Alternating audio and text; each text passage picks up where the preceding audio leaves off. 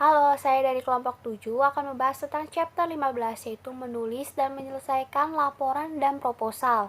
Saya Friska Anastasia NIM 2019 50348.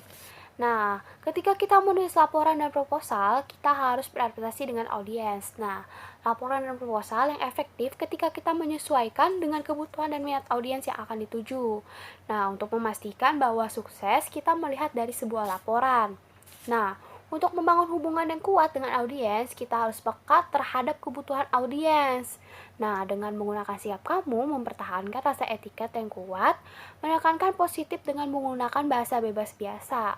Nah, laporan dan proposal sangat teknis, kompleks, atau panjang, sehingga memberikan tuntutan kepada pembaca, sehingga sikap Anda menjadi sangat penting terhadap pesan.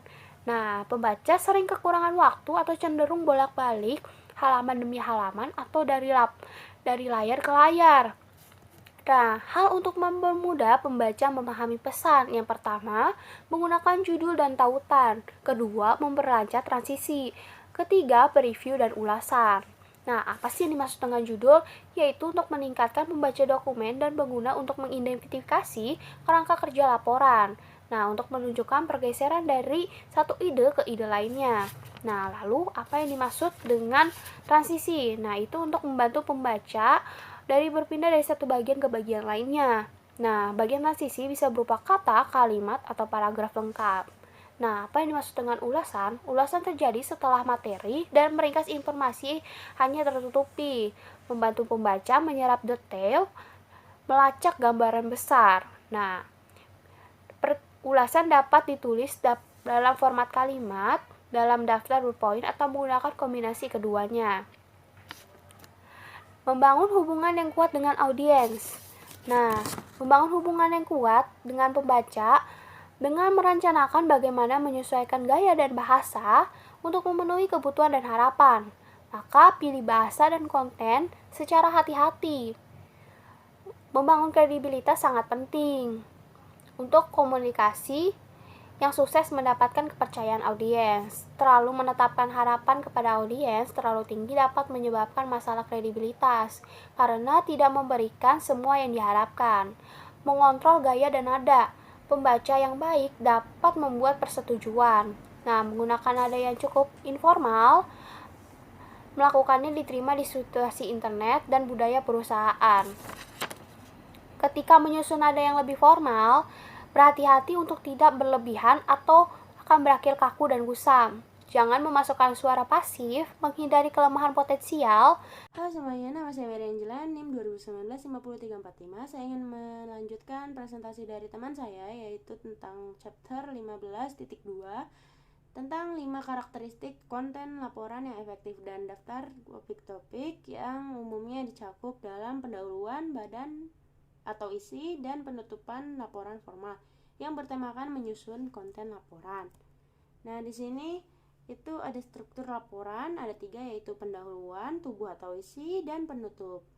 Nah, di pendahuluan ini yaitu harus menyelesaikan 4 tugas untuk disebut dengan efektif, yaitu membantu pembaca memahami konteks laporan dengan mengaitkannya dengan masalah atau tugas. Yang kedua ada memperkenalkan materi pelajaran yang menunjukkan mengapa itu penting. Yang ketiga ada mempertinjau ide utama jika Anda menggunakan pendekatan langsung. Yang terakhir ada menetapkan nada dan hubungan penulis dengan audiens. Yang kedua dalam struktur laporan ini yaitu ada tubuh atau isi. Nah, di sini ada pembuka. Pembuka itu bukan salam ya guys, bukan kayak salam gitu, tapi pembuka itu kayak statement yang untuk membuka suatu laporan tersebut agar diketahui maknanya untuk apa ini laporan dibuat. Terus yang kedua ada analisis. Analisis itu kayak semacam statement yang dibuat oleh sang penulis. Yang ke statementnya juga udah dianalisa sebelumnya guys, dari sebuah situs ataupun artikel, tapi udah dianalisis sebelumnya sama si penulis tersebut, penulis laporannya. Terus ada penafsiran. Sama dengan analisis, penafsiran itu kayak mencari kata makna lainnya. Nah, terus ada pendukung. Nah, di sini pendukung itu kalimat yang mendukung dari semua statement kalian yang pertama dari analisis dan penafsirannya. Dan yang terakhir ada penutup. Penutup itu memiliki 3 fungsi, yaitu 3 fungsi penting, yaitu merangkum poin utama kamu. Yang kedua ada menekankan manfaat bagi pembaca jika dokumen menyarankan perubahan atau tindakan lain. Yang terakhir ada menyatukan semua item tindakan di satu tempat. Gitu. Jadi sekian dan akan dilanjutkan oleh teman saya. Dadah. Kenalkan, nama saya Delia Nur Oktavia. Di sini saya akan menjelaskan tentang menyusun konten proposal. Memiliki beberapa ruang lingkup dan cakupan konten biasanya diatur oleh permintaan proposal. Selanjutnya itu ada beberapa strategi tambahan untuk memperkuat argumen persuasif Anda. Yang pertama itu, tunjukkan pengetahuan Anda. Semua yang Anda tulis harus menunjukkan kepada pembaca bahwa Anda memiliki pengetahuan dan pengalaman untuk memecahkan. Yang kedua, memberikan informasi. Hindari generalisasi yang tidak jelas dan tidak didukung.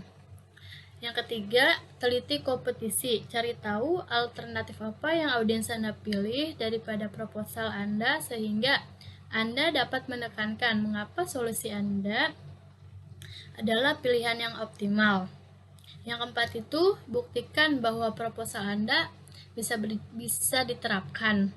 Proposal Anda harus sesuai dan layak untuk audiens Anda. Yang kelima itu, mengadopsi sikap kamu. Hubungkan produk, layanan, atau personel Anda dengan kebutuhan persis pembaca. Yang keenam, kemas proposal Anda dengan menarik. Pastikan proposal Anda sempurna, mengundang, dan mudah dibaca. Selanjutnya itu ada 3 bagian utama dari proposal. Yang pertama itu pendahuluan. Menyajikan dan merangkum masalah yang ingin Anda selesaikan atau peluang yang ingin Anda kejar bersama dan dengan solusi yang Anda usulkan. Yang kedua itu badan proposal, memberikan rincian lengkap tentang solusi yang diusulkan dan menentukan hasil yang diantisipasi.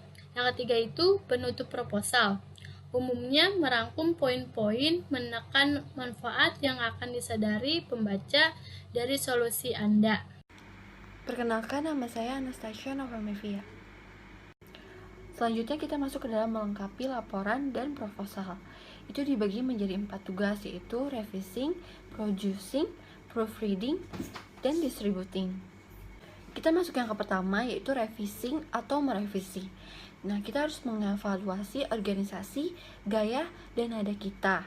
Dan kita pastikan bahwa kita telah mengatakan apa yang kita katakan dan bahwa kita telah mengatakannya dalam urutan yang paling logis dan dengan cara menanggapi kebutuhan audiens kita. Nah, kemudian kita meningkatkan keterbacaan laporan dengan memvariasikan panjang kalimat, membuat paragraf singkat, dan menggunakan daftar, dan menambahkan judul dan subjudul. Terus merevisi konten sampai jelas, singkat, dan menarik. Producing formal report, yaitu bagian-bagian yang termasuk dalam laporan tergantung pada jenis laporan yang kita tulis, persyaratan audiens, organisasi tempat kita bekerja, dan panjang laporan kita.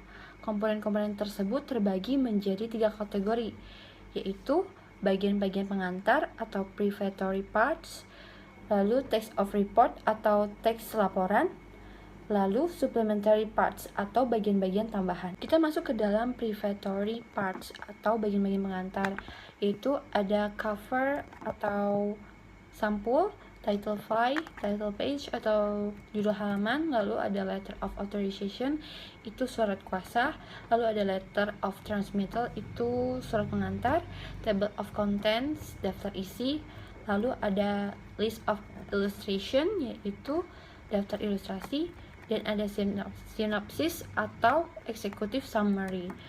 Yang kedua ada text of report atau teks laporan, yaitu ada introduction, body, dan closing.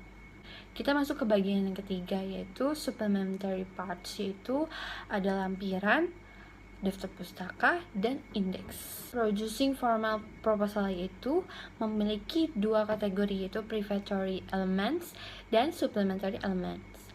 Nah, kalau yang prefatory elements yaitu ada cover, title fly, title page atau judul halaman, lalu ada salinan atau referensi ke RFP, lalu ada letter of transmittal itu surat pengiriman, dan ada juga synopsis of executive summary. Yang terakhir kita masuk ke dalam supplementary parts, yaitu ada appendix dan resume pemain kunci. Selanjutnya ada identifikasi elemen-elemen untuk dimasukkan dalam permintaan proposal. Sebelumnya perkenalkan, nama saya Ramadan Putra Pratama dengan NIM 2019-5452. Langsung masuk materi dengan menulis permintaan proposal. Konten spesifik permintaan proposal akan sangat bervariasi dari satu industri ke industri lainnya, tetapi semua permintaan proposal harus mencakup beberapa kombinasi dari elemen-elemen berikut. Yang pertama ada latar belakang perusahaan. Berikan informasi latar belakang kepada calon penawar potensial tentang organisasi Anda, prioritas bisnis Anda, dan informasi lain yang mungkin mereka perlukan untuk merespons secara terinformasi. Yang kedua ada deskripsi proyek. Masukkan persyaratan Anda dalam konteks apakah Anda mencari tawaran untuk persediaan atau layanan rutin, atau apakah Anda memerlukan sistem komputer utama. Yang ketiga ada persyaratan. Bagian persyaratan harus menguraikan semua yang Anda harapkan dari vendor potensial. Jangan serahkan apapun pada asumsi yang tidak dinyatakan. Yang keempat ada kriteria keputusan. Biarkan bidder tahu bagaimana Anda akan membuat keputusan. Yang kelima ada persyaratan proposal. Jelaskan dengan tepat apa yang Anda harapkan untuk dilihat dalam proposal itu sendiri. Bagian mana, media apa, berapa banyak salinan, dan sebagainya. Yang terakhir ada informasi pengiriman dan kontak. Permintaan proposal yang ditulis dengan baik menjawab sebagian besar pertanyaan potensial dan juga memberitahu orang kapan, di mana, dan bagaimana merespons. Berikutnya ada mengelola permintaan proposal. Yang pertama ada identifikasi kriteria keputusan Anda dan kemudian tukar informasi yang Anda butuhkan untuk mengukur terhadap kriteria tersebut. Jangan meminta penawar untuk mengirimkan informasi tentang setiap aspek operasi mereka jika detail tersebut tidak relevan dengan keputusan Anda. Yang kedua ada untuk mendapatkan respons berkualitas yang sesuai dengan kebutuhan bisnis unik Anda. Beri banyak waktu kepada peserta lelang untuk merespons. Perusahaan yang sukses biasanya sibuk merespons permintaan proposal lain dan mengerjakan proyek lain. Anda tidak dapat mengharapkan mereka untuk menjatuhkan segalanya untuk fokus hanya pada permintaan proposal Anda. Yang ketiga ada jika perusahaan Anda menghasilkan banyak permintaan proposal, melacak proposal dapat menjadi pekerjaan penuh waktu. Pertimbangkan membangun sistem online untuk melacak respons secara otomatis. Oke, sekian presentasi dari kelompok kami. Kurang lebihnya mohon maaf. Terima kasih.